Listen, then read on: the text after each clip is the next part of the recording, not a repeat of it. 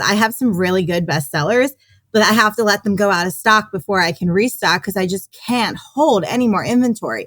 It's a good problem, but it's also like if I'm not selling it fast enough, I'm stuck on all this cash that I can't pay the employees with. Hi, I'm Jacqueline Snyder, and this is the Product Boss Podcast. I've helped launch and grow thousands of product-based businesses, even one of my own. And over the last 20 years, I've seen behind the scenes of businesses just like yours. Whether they are makers, manufacturers, artists, or food and beverage businesses, I have spent so many hours studying it all. I've discovered what makes them successful. What are mistakes they could avoid? How did they turn an idea into successful business? And what are strategies they have used to make more sales and be discovered by more customers? This is what this show is all about. Whether you're just starting out or you're looking to become $1 million product boss, I'm here to give you the permission to chase your dreams, no matter how big or small. All you need is the right mindset, a little courage, strategy, and support, and you too can be the next $1 million product boss. Let's do this.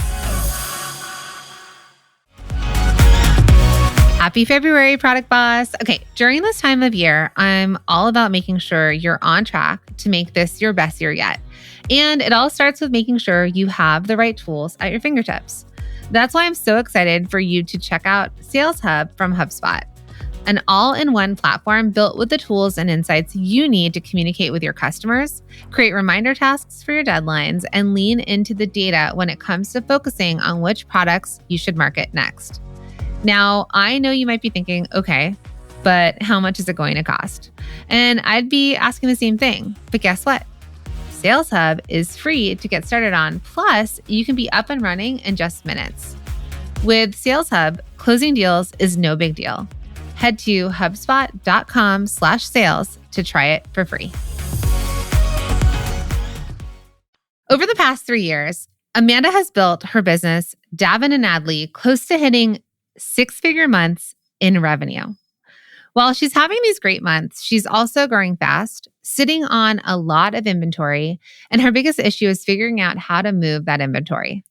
We're going to discuss how she can increase her sales from increased lead acquisition to upselling to focusing on her existing customers. Let's dive in. So tell me a little bit more about the product. So it's all maternity, nursing, pumping, bras, camis. I would call it kind of like intimate apparel as a total.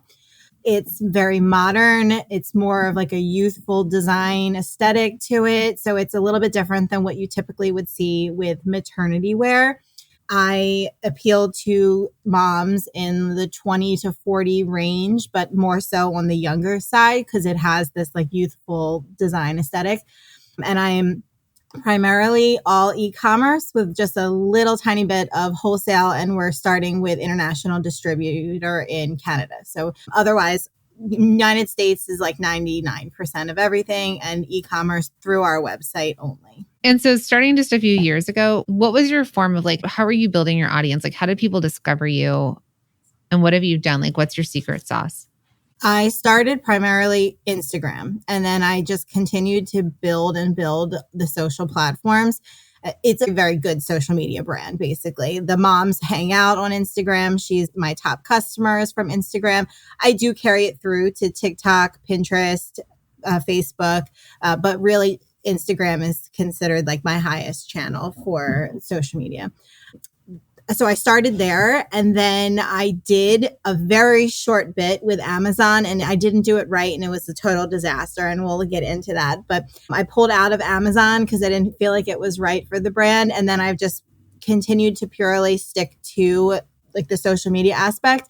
And then we started running paid ads to get a broader audience. We do a lot of ad spend. I'm very lucky. I have someone who has been helping me from day one. He has an ad agency that does all Meta and Google ads, and he is a friend of mine from my former job. So I kind of got started off on a good note.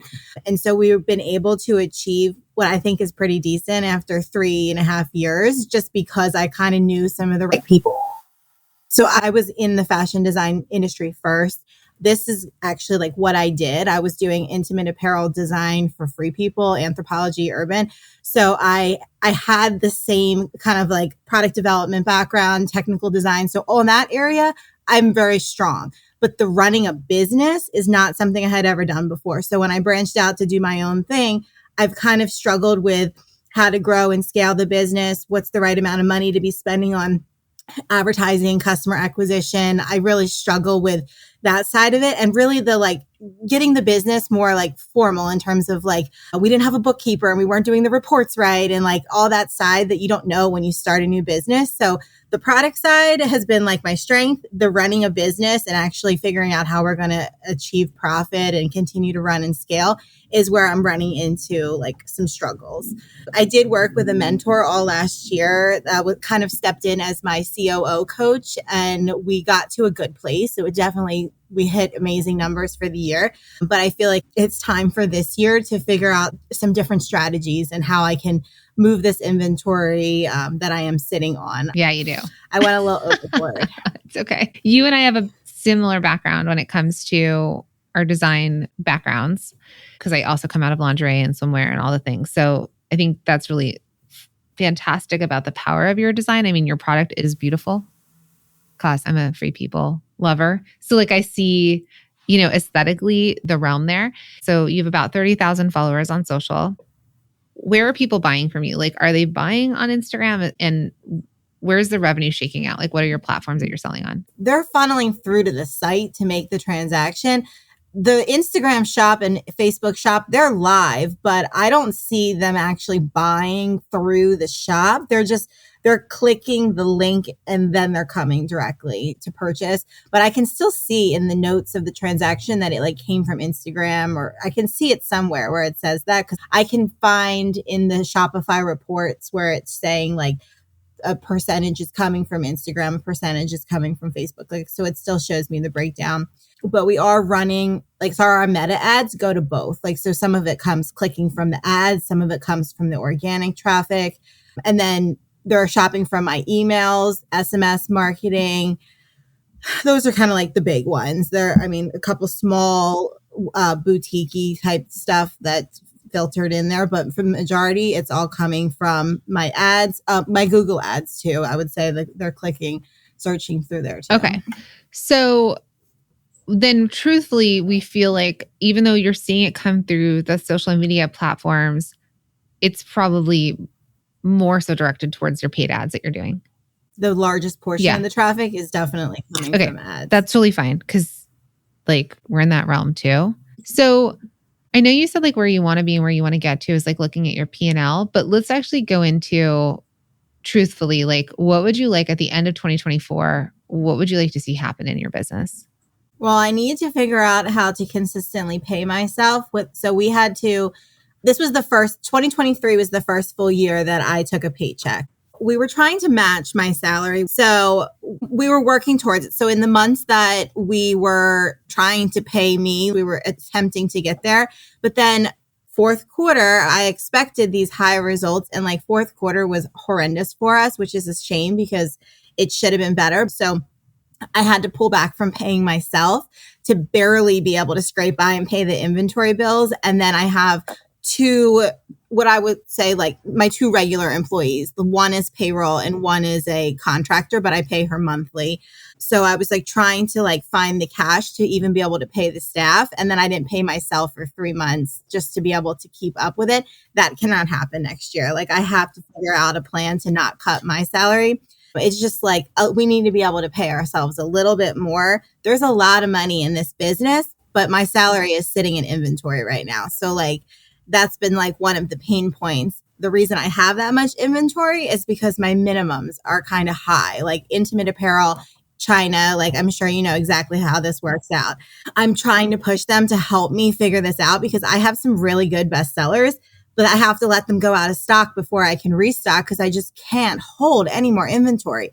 It's really killing. I mean, it's a good problem, but it's also like if I'm not selling it fast enough, I'm stuck on all this cash that I can't pay the employees with. So I'm in a little bit of trouble right now with that. We stopped reordering.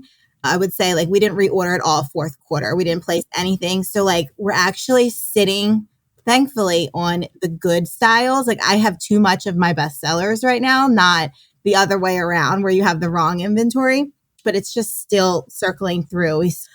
I would say like less than 2,000 units that are clearance, and everything else that I want to say it's just under 30,000 units. The rest of it is all my best sellers. So I just have too much of it. I just have to find more people, find more sales channels, whatever that is.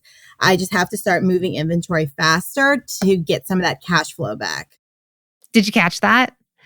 Despite having several nearly six-figure months, Amanda has had to cut her salary in order to pay her employees.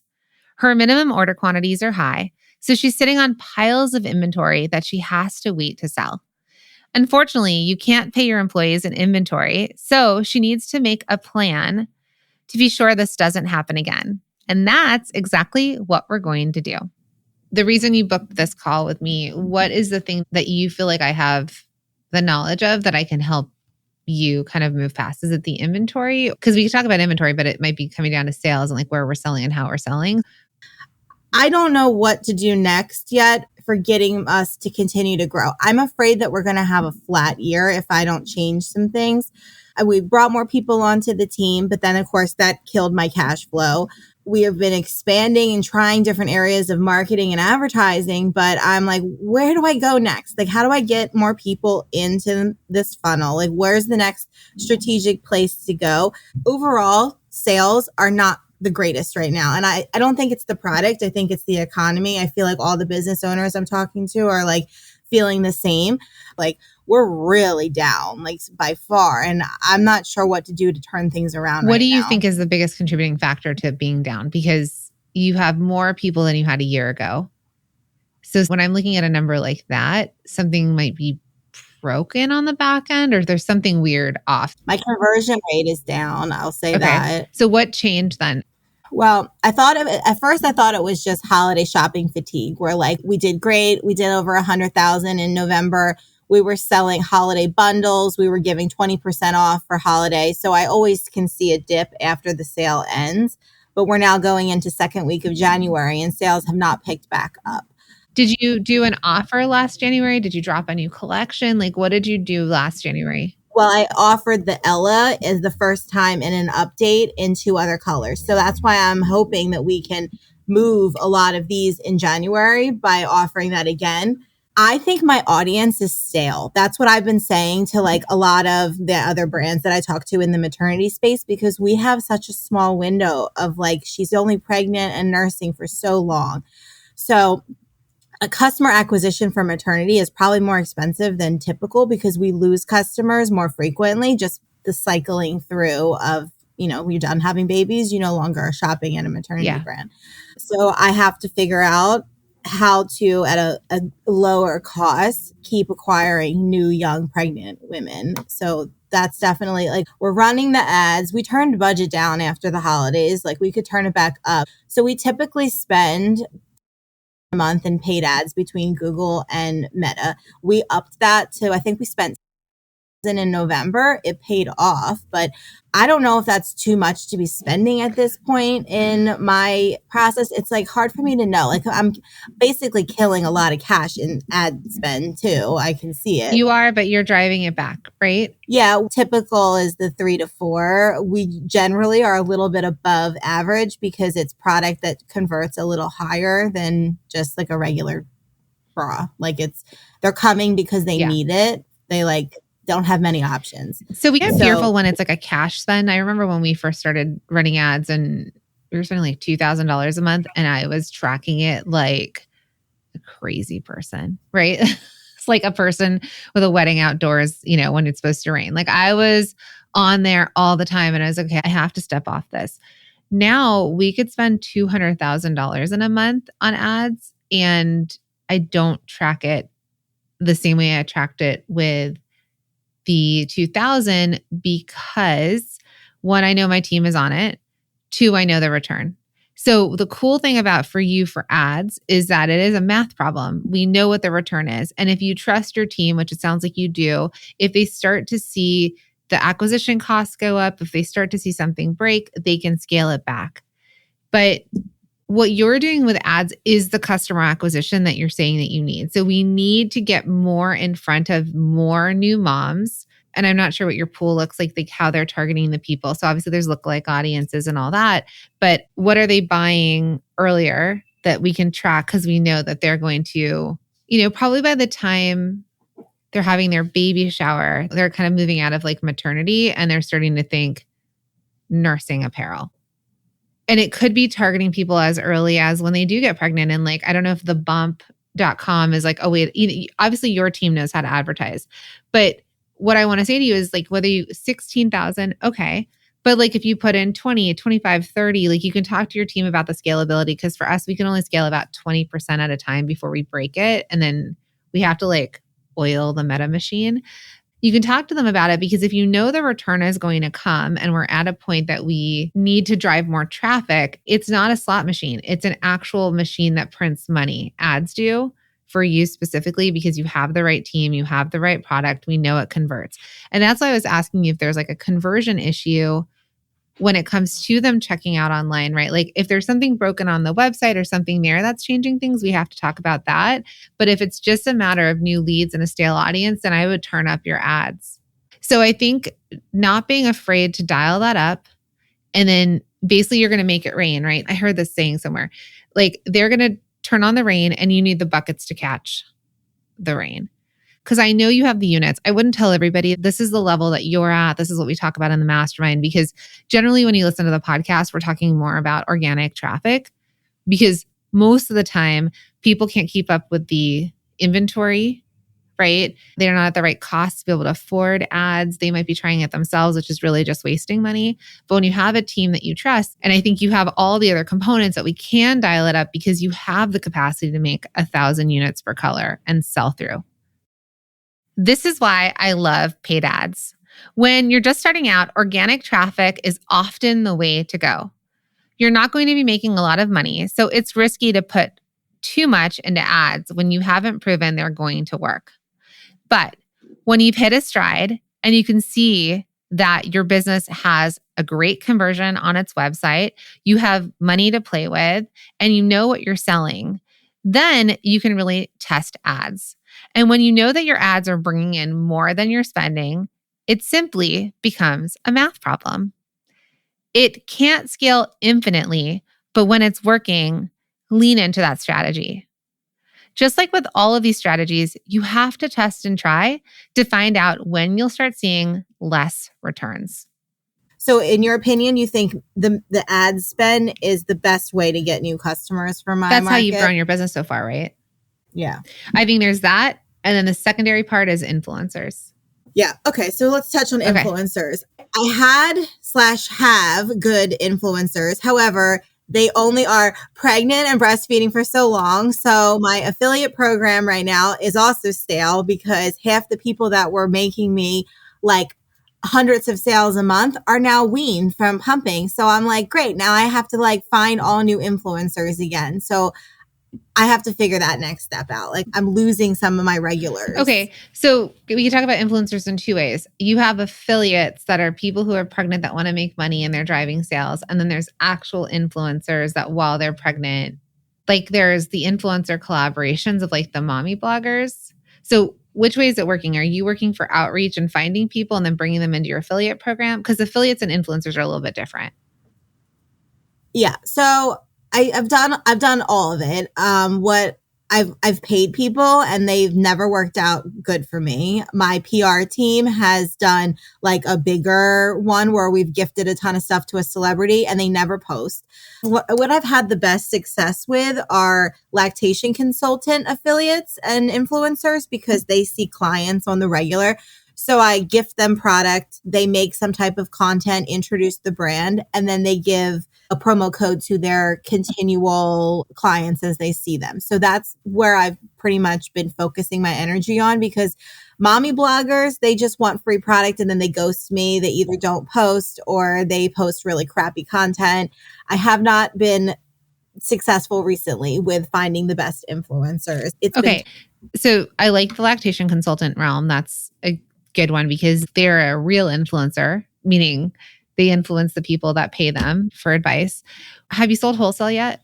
Very little. But what did just happen this year, and this is part of my plan to build on this, I had a hospital reach out and the NICU team had a grant and they bought like a whole lot of the camis to stock in the NICU.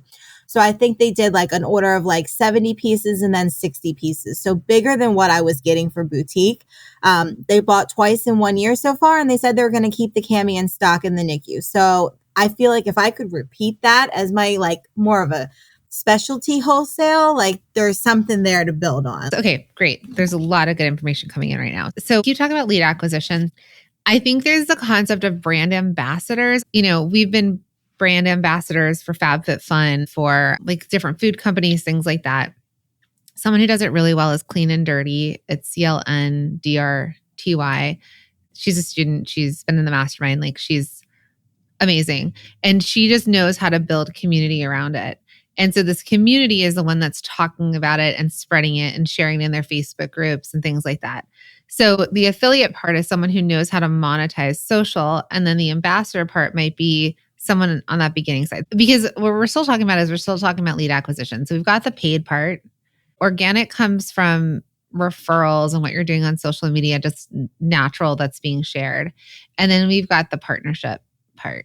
So an idea for you when you feel like you have the capacity is you could build out an ambassador program of people. Now it's a program, which means you have to serve them in a way, like you educate them. So when I was part of Sakara, it's an organic food company, and I was already buying it. I loved it so much. And I was like, I have an audience. Can I be an ambassador? And there was somebody who was in charge of ambassadors, and we met once a month and we had like a Zoom call. All the people were on. We'd introduce ourselves. They would talk about what's the marketing for the month, what's the focus. They would give us a deck, and the deck would talk about the focus. So let's just say you were going into Valentine's Day and you're like, the focus is Valentine's Day, mamas are sexy, I don't know, whatever your campaign is. And then you would actually give them some tools, like here's the photos. So they would have a Google Drive or a Dropbox that they could go in and pull photos and use. So they have like the professionally done photos. And then there were also the requirements. So to be an ambassador, I needed to create X amount of pieces of content, rules, and then I had my code. So if it was like, use my code, the product boss or something when you're buying. I find it's really hard to get people to do stuff for you without like a lot of money being thrown out on the table. Free product and money. Like I struggle with that because there's not a lot of extra cash once I pay the inventory bills right now. Like when you first start, people are more likely to do stuff for you. And then now I'm hitting that point after 3 years where like the favors are not coming in the way they used to. Everybody wants to be paid. Yeah. So I'm struggling. So ambassadors are different. So one is an influencer, like a mommy blogger, an influencer that has 500,000 followers. That's one person that those people want to get paid, or they want, like you said, product. Then there's the people who are fans that are like, oh, I can make some extra money, and you're supporting them and you're creating community around it. I think maybe they gave me my first meal plan free, but otherwise it was like just a percentage off. Maybe it was 20% off for myself to buy. So I had products, but I had to perform. It wasn't like I could just do it, get the 20% off for me and not do anything. Like there was this risk of if we didn't perform, we were out of the club. So there's two realms. There's one, you supporting your ambassadors or your affiliates in a different way where they have a monthly meeting with you. There's decks. You share it with them. You show them what to post. They have access to the video and you have requirements. You have to do 2 reels, a post, using the code, whatever. And there's almost like a performance review. So they have to take action. I'm kind of feeling like maybe I could take my top 10 affiliates and offer them to be more of an ambassador where we work closer together. Okay. And that's kind of what I wanted to do this year.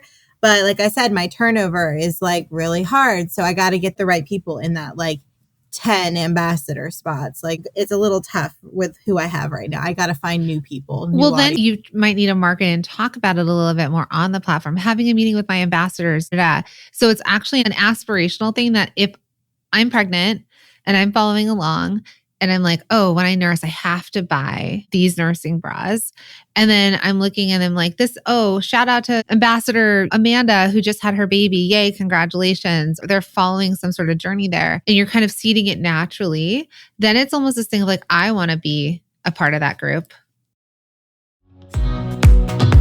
Hey, Product Boss. Okay, just popping in really quickly with a very important question to ask you. Have you ever wondered why some brands become household names or are known for just one product? Okay, so I want you to think about it. The durability of a Yeti cup, the high quality of an espresso machine, the comfort of an UGG boot.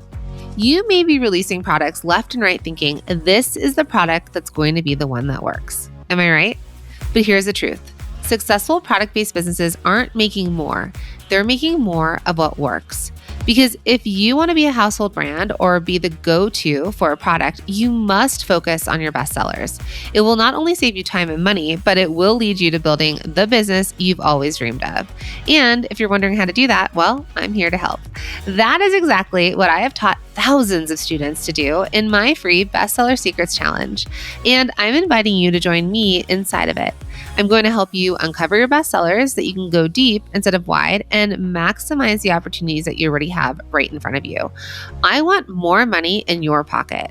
I want you to have more profit. I want you to pay yourself a salary beyond your wildest dreams. Okay, and so I'm going to teach you exactly how you're going to do that. No more doing all the things to grow your sales, no more endlessly creating products, and no more wondering and guessing what your customer wants to buy. It's 2024. It's time to really focus in and tap into your best revenue opportunities. It's time to lean into what's working in your business so you can stop doing all the other things, right? It's wasting time and money and causing a lot of stress. So let's do this together. Join me inside of my free challenge, which kicks off on Monday, February 12th. Head to bestsellersecretschallenge.com and get signed up. Or you can just DM me the word best on Instagram and I'll make sure to get you in. Again, head to bestsellersecretschallenge.com or DM me the word best and I'll see you in there.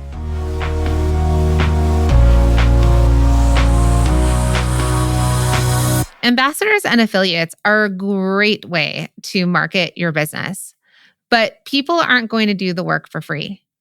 Beyond paying commissions, one strategy to get people longing to be an ambassador is to create a community around it. You're going to offer training, support, encouragement, and yes, discounts and commissions. And in return, you have a team of people ready to promote your product. Okay, that's a good idea. I talk directly with my customers a lot. Like I have a very one-on-one type vibe. Even if it's my assistant, she's still talking to them as if it's me. So I feel like I would get a lot of interest, and a lot of them might have been more interested in that versus the affiliates. But this is good because I've been trying to figure out what to do. Like I have 280 people signed up for my affiliate program right now. And I only have about 20 active ones that even make any transactions. So I feel like a lot of people are hanging out, but not doing anything. And they might not know what to do because we're not all born influencers, right? I know for sure I'm not. Maybe my daughter is because she's being raised in a time of knowing how to pose, but I'm like, no. So sometimes you just need more coaching and tools and help to spread the word. I have to give them content. I'm really bad about that. So that would be a program that you build in. And you can start with the first 10 and they can really help you sort of cast the vision. And here's the thing. You can hire one of them that does really well to eventually run your ambassador program once you train them. So it could be a side hustle for her where she's like your lead ambassador. And even if she's not pregnant anymore, now she can come in and she can train the other mamas. And do the searching of finding the people. Yeah. But I think if you create community, if you lean more into community, so not only are they buying the product, but they feel like they're a part of a community, they're seen, they're heard. That's where I think, if we think back to Lululemon when they started and they were offering yoga classes, all the racks are on wheels. They moved all the racks out of the way. And on Saturdays, they would have yoga classes at Lululemon stores. So they were creating a community around the product. For you, moms feel isolated. They feel alone. They're breastfeeding. Everyone has an opinion about breastfeeding. You've got this younger mama. And so she doesn't want to be alone. She's following influencers. So how can you create community for her? There's the ambassadors that can make it feel like community. And then there are other things that you could bring in. So you bring them in for the product, but they might stay for like education or funny things that you share. Because while you're saying like you go through this life cycle, but if they're still following you and they're getting tips of things that they need, your brand is an asset to them from an educational standpoint as well as the physical product. Yeah, we've been playing around with that because all my content cannot be product. Like we've been trying to mix it, and we had a few breastfeeding related quotes during the holidays go viral. And it was interesting because they were generating breastfeeding like moms back into the funnel as followers, but it wasn't about the product. It was about like funny breastfeeding joke humor type stuff. So we're trying to do a little bit more humor and a little bit more relatability. And then other things that are just kind of like similar mom stuff, but not just the product. So we are working towards that. Like we're on the same page there. Yeah. And so that's the stuff that like your ads or something that goes viral will hook the lead, right? It'll bring them in for an awareness of your brand. So Davin Adley, they'll discover it. That's what the cold audience outreach is, right? So they'll discover it, but why are they going to stay for coffee, right? Why are they going to hang out? Why are they going to interact with your posts? So I agree with you in like the direction you're taking. While we can show the product for here's the product, take a look at the content you're coming up with and find the things that they're staying for. So the toddler quotes, the memes, the breastfeeding, you know, mom's breastfeeding in different places, normalizing it, all of that. I remember that there was this one ad that came out that was like first time mom, and she's like in a toilet stall breastfeeding her baby like in the corner. And it was like second time mom, and she's sitting in the middle of a bar basically with like everything out. So it's like, if that is the feeling that your customer wants, lean into it. And then so she's going to stick around longer, and she's going to share some of these quotes and memes and all the things with other people, and people are going to come and they're going to discover you. Like with my daughter being 8 and my son being 10, I don't know that I'm sharing with my best friend breastfeeding anymore. But back then when we were breastfeeding or we still had young babies, I would have been sharing it. And that would be another way of discovering you organically. One thing my assistant had mentioned is that product reels, even product posts or product reels, are not as shareable. So like we have to mix that up with like the relatable stuff in throughout. So we're definitely there. I feel like sometimes I get hard on myself that I'm not growing like faster, but like sometimes it's just the patience of it. Like I don't buy any followers or nonsense like that. It's all organic, but we're pretty much growing like 10,000 followers a year. Some people are way higher than that. I feel like it's not a bad spot to be in, but some people are way higher than that. So, I mean, I'm comfortable with it. We might be growing higher than that, but I'm losing followers in the process. So it's like, you might be losing them because the content is no longer relatable, or they don't need to see another bra picture. And also you could talk to your ads team about this. We do something where it just brings awareness to our Instagram page. And the whole point is like awareness. We can't tell whether they're following or not based on it, but it's just driving awareness of the page. It's not a conversion ad. Oh, so I think I once ran like a video campaign that was like super cheap. It wasn't as much as what you pay for a conversion campaign, but I think that's what it might have been, like a brand awareness campaign. We call ours Instagram profile traffic. So you can ask your ads team about Instagram profile traffic. It's basically to put a post up in front of people for them to discover more basically, and they just come to our profile and then they choose whether they want to stay or not. Okay. Sales is a multi-step process. You need customers to be aware of your product, and then you need to convince them you're worth buying from. Retargeting ads and campaigns built around generating sales are great, but they're actually further down the process.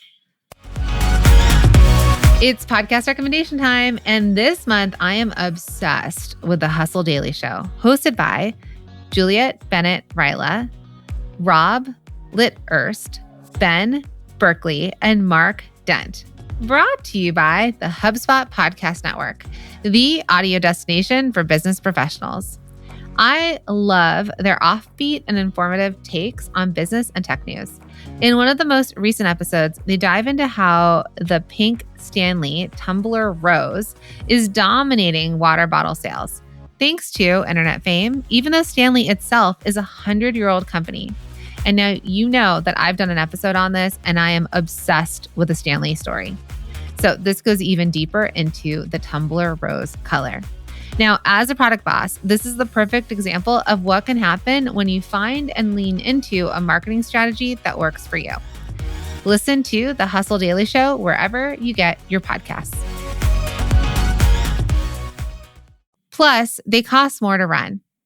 Awareness campaigns get your social media profile out there and let all the hard work you're doing in creating a beautiful feed and great content warm customers to your product before asking for the sale.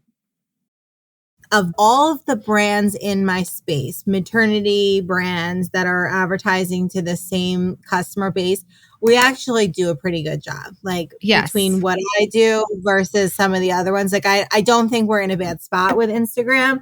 We can fine tune it. So I basically, it's funny you mentioned the same thing, but so my assistant was one of my top customers and affiliates. And I hired her because she knew the brand so well. So I brought her on as my social media planning manager, content. She does all the posting and the engagement and stuff for me now.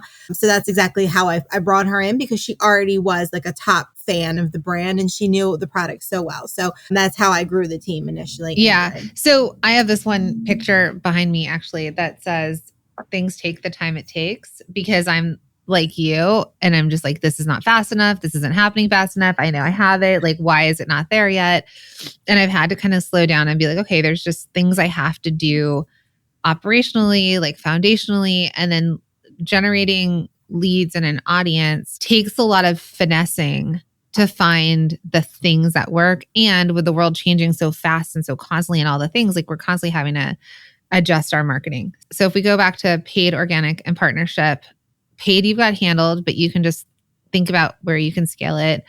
Organic, I think when we come to your social media, like you said, less product photos and what could be stuff that's shareable and funny and more viral. You could probably use also other people's content and repost it as long as you tag them.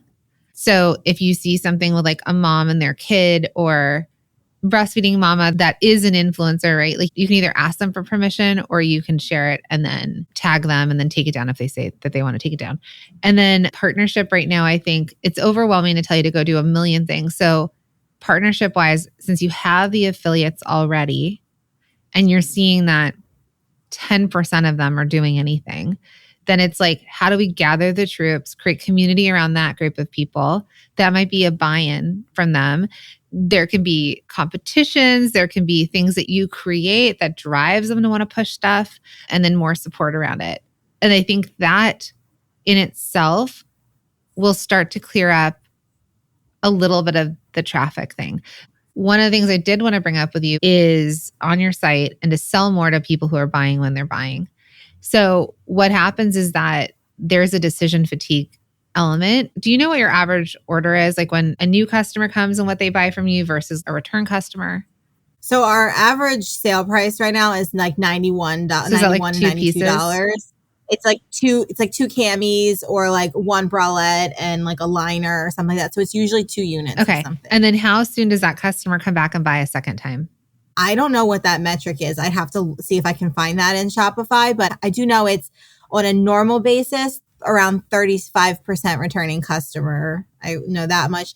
When I launch a new product, it always spikes up to 75% returning customers. And then when they do return, because you've told me earlier, you said they have everything, so they're not buying anything else.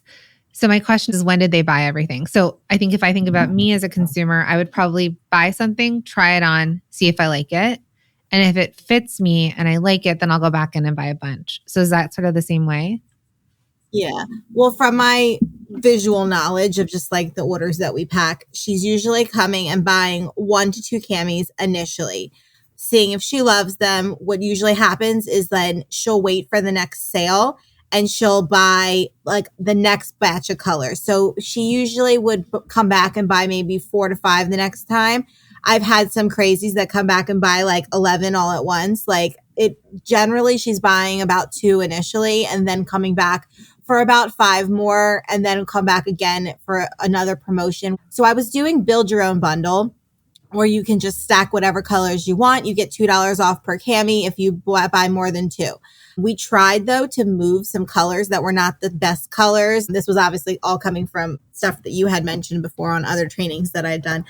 Putting your like best selling colors with some of the colors that don't move. So we put some of the like more bold fashion with the neutrals, and I moved them at 20% as a like exclusive VIP bundle. And I sold like the most amount of camis in one period that I had ever done. We did it again at Christmas. We put the brand new red in with all of the other colors, and we called them like holiday name bundles. We moved the most amount of camis we'd ever done again. So I feel like there's something to selling them as 3 packs, because both times it was 3 packs at a 20% off price that moved them that So quickly. That's where I want to go with this next. I think you have the customers, and what we need to do is we need to get them to spend more with you when they buy. I would rather them buy 3 packs from you at a time than individual bras.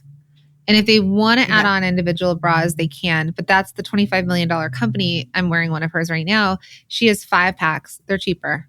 So don't compare that part. But if you're seeing that they're buying 3, like they've already told you, this is working for me. Now you're doing 20% off, which is quite high. That was during Black Friday. Like I won't it could go be that like high 5% normally. cheaper, right? And sometimes it doesn't even have to be cheaper. I mean, it could be because that's incentivizing to them.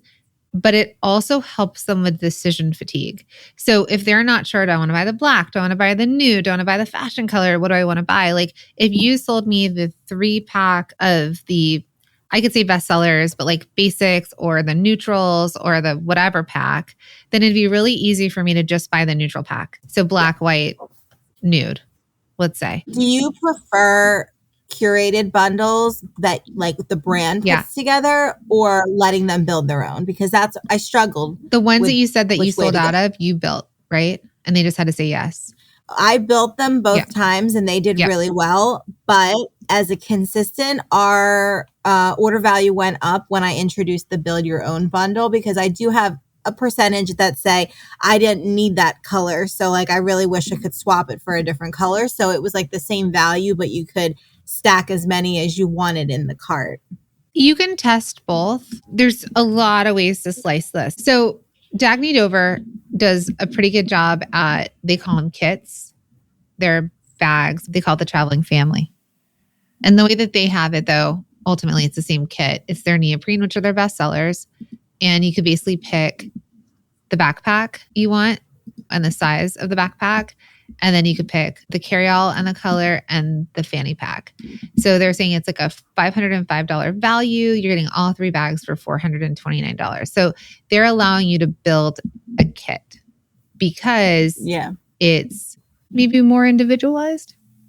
And so they have the kits already built out where they're kind of telling you the style. So everyday gear is the fanny and the backpack, which they might be seeing like this customer bought the backpack and then eventually bought the fanny, or they bought the fanny and then they bought the backpack. So they might actually know the customer's buying behavior and they're trying to just solve it and make it easier for you to just buy both. And you feel like you're getting a discount because you don't always get sales on Dagny.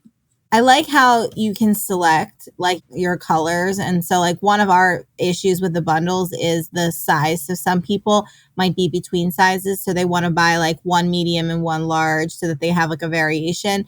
So that's why like build your own bundle is appealing, because she can say like, all right, I want a black in a size large and I want a medium in a nude or whatever.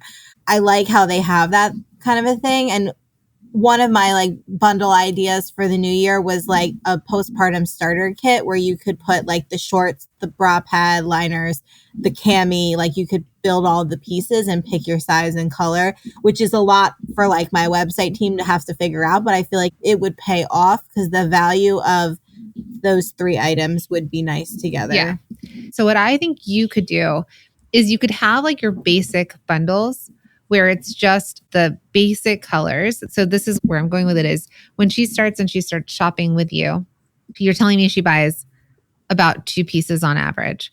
So tell me what the introductory pack should be and sell that to me. So you know you're the expert. So is it that I buy like the starter pack and I'm buying 1 bra and the pad covers? Am I buying the just started nursing bundle where it's like get our 2 bestsellers and sell it. I remember when I was pregnant or when I had my baby, I was like, just in a bra. That's what I lived in. Right. So you tell her what to buy at first because you're already telling me that she's spending about $90 something with you, which means she's buying at least 2 things. Make that easy for me in the very beginning of that decision part, because when she's coming in, she's not sure. Does she want the lace? Does she want the Amelia? You've sold almost 12,000 units of the Amelia. Most likely she should just be buying the Amelia. So if I was considering doing this anyway, I would put my 3 best-selling colors: black, sand, which is the nude, and stone, which is the gray. I'm restocking them in another month. So as soon as I get them in stock, I would do like a bestseller neutral pack of those 3. And that puts them at the threshold for free shipping. So we could advertise it as get your neutral 3-pack of the camis, you get free shipping with it. And then that's kind of like where you would start. What would be a good margin for you that like if you were to sell these all day, every day, is it better that we're selling through units so it's worth you giving that kind of discount? Or it is because I'm saving on shipping by shipping 3 at once versus 1 at one time. Okay. I believe the lowest I've ever gone was $37, and that was like this past during November. I tried never to go lower than 10 typically. And you still have profit there that is good for you. Yeah, in a good way, this is my bestseller and my highest margin on these camis. Winner, chicken dinner. So then the language around it, you try 2 languages. You try save $30 or get 20% off. Like you're going to want to just play with the language and the marketing. And you could even ask your ads team to do split tests between ads with like that language.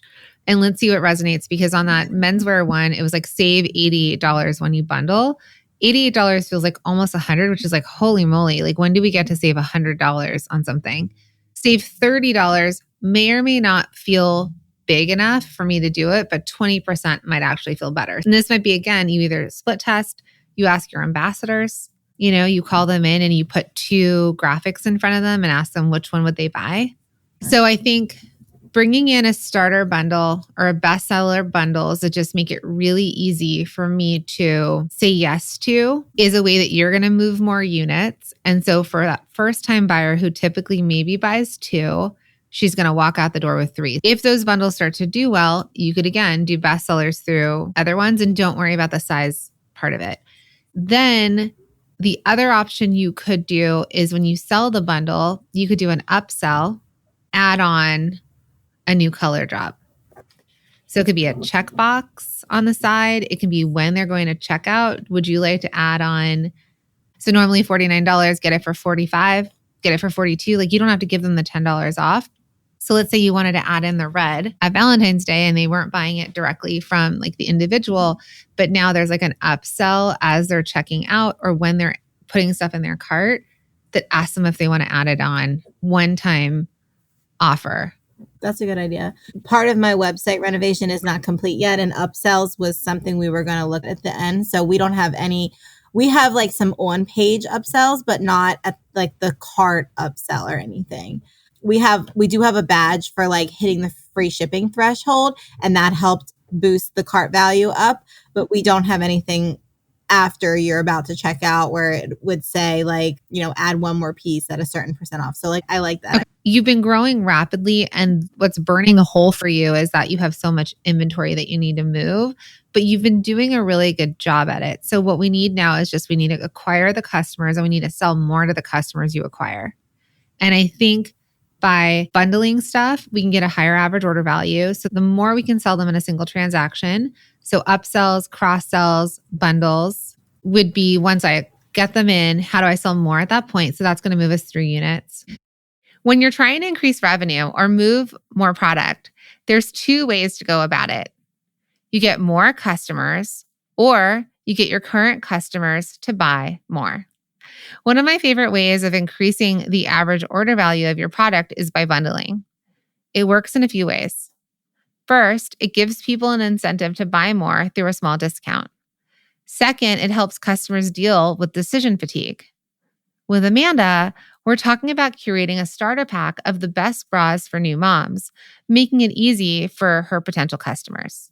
And hey, maybe when they're checking out we can upsell them on a limited time seasonal fashion piece just for them. There's so many ways you can do this, so don't ignore this powerful technique. So for going into this new Ella drop, it's a new updated version of a color that used to exist. It's black. I mean, do you have any suggestions on how to present this new Ella without wasting the opportunity? Like, I released Sand and Stone in January last year. I'm now releasing black and extending the black size range. So I still have Sand and Stone, but I also I'm bringing in black and I'm bringing in new sizes of black. So I'm struggling a little bit on how to jump in the new year with a really good, strong promotion to get them to convert. Have you told them it's coming? I released this week on social media that it's coming. I haven't told them all the details yet, but I do it each day. I drop clues and hints until we get to and then I release the date. I feel like my strategy there is pretty good on social, but again, social shouldn't be everything, right? I need to spread this out. So we're warming up email by telling them it's coming with the history of the style and kind of giving them where we were and where it's coming and something new is on its way. And we're trying to attack it from different avenues, because I sometimes struggle what happens if Instagram crashes again like we had in the past, so I can't rely 100% on just telling them.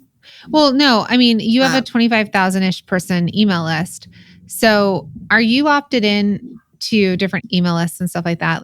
Yeah, and I get your emails. Well, I was going to say, create a fake account, create a stalker e-commerce account, and go opt into different brands' email lists.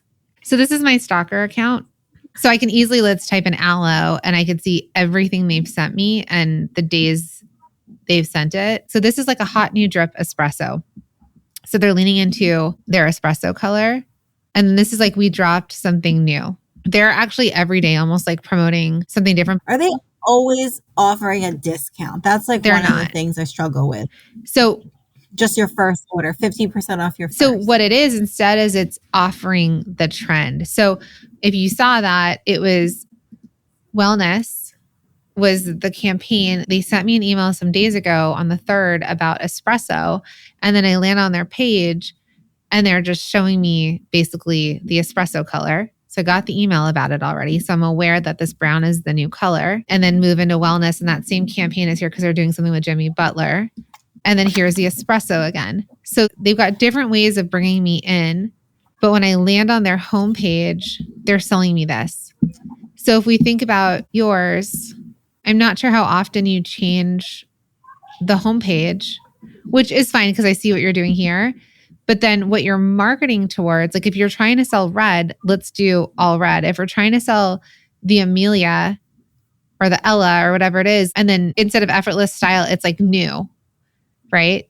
Shop now. Yeah. So I actually just was talking about that with the website team that I need to change my banner more frequently. And right now, my hero, we paid a lot of money for that video. So I'm I don't want to not use that video, but I should be frequently changing it, more updating it to whatever the promotion is. And I have not been. And that's my fault. I shouldn't keep that as. And you can have the video lower. Right now, I just want a better call to action button. I can add the button easily. There's no way to shop this right now. So you might say back in stock, back by popular demand. There just needs to be more call to actions telling them what they should buy. So focusing, so you can still keep this video and shift it. But then when I scroll down, we have bestsellers. Well, I was gonna move the Ella to the main spot for the launch. That's what I always do. So Riley is still sitting there because it just launched in November.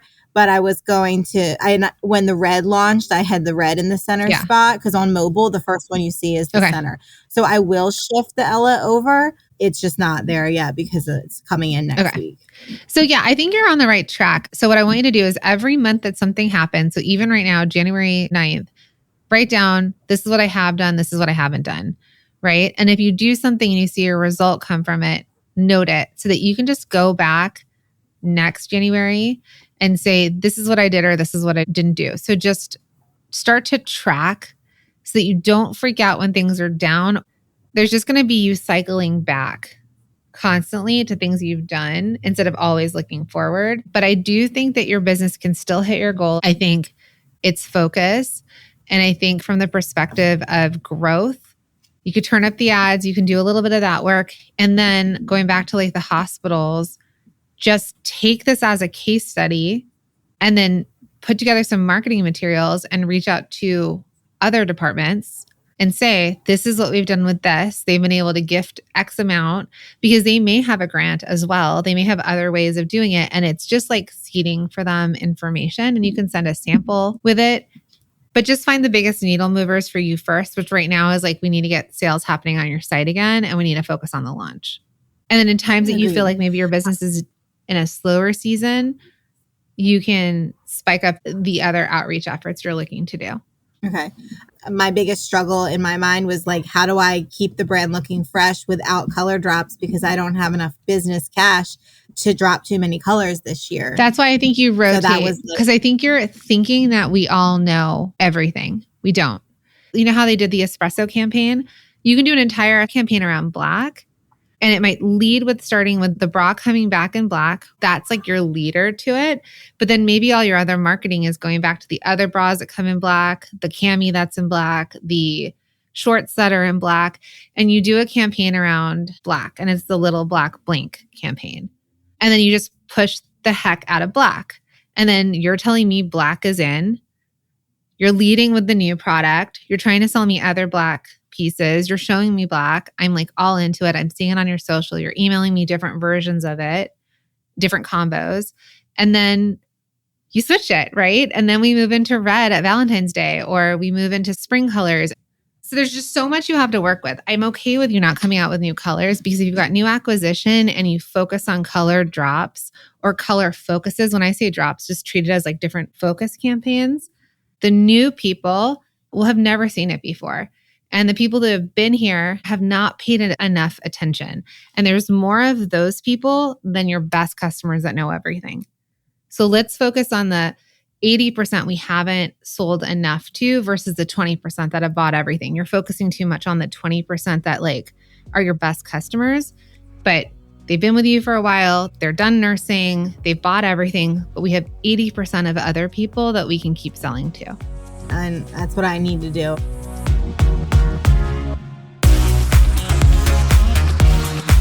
It's easy to get caught up overthinking things in business. Your customers aren't paying as close attention to your business as you are. And in Amanda's case, she's trying to reach entirely new customers, but she's worried about them seeing the same color drops over and over again. But businesses do this all the time, focusing on product drops and launches that repeat again and again. You want to focus on one promotional color and sell the heck out of that color, especially when you need to be moving through inventory. Amanda has a good problem in some ways because she's making a lot of revenue and selling a ton of products. She just has to double down on what works, such as paid ads, revamping her ambassador program so that it can practically run on autopilot, and creating stronger marketing messages around the colors she needs to sell. And I know she can do it. I'm so excited to see where she goes. Maybe in the future we'll get an update. But what I'd love to know from all of you is, I'd love to know your takeaways from this call. So for me, the idea here was color drops and selling what you need to sell, right? Just tell your customers what to buy. If you want to tell me your biggest takeaways, head on over to Instagram. Let me know at The Product Boss on Instagram. I'd love to hear from you, and I will see you next time.